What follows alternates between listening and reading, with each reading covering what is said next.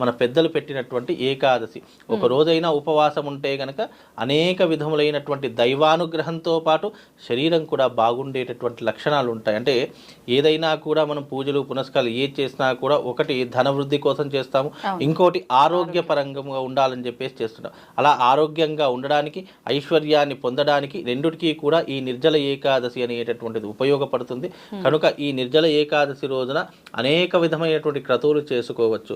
మీకు అప్పుల బాధలు ఉన్నాయా, శివాలయానికి వెళ్ళి మారేడు పత్రం పెట్టండి. అలాగే మీకు అనారోగ్య సమస్యలు ఉన్నాయా, పంచామృతంతో అభిషేకం చెయ్యండి.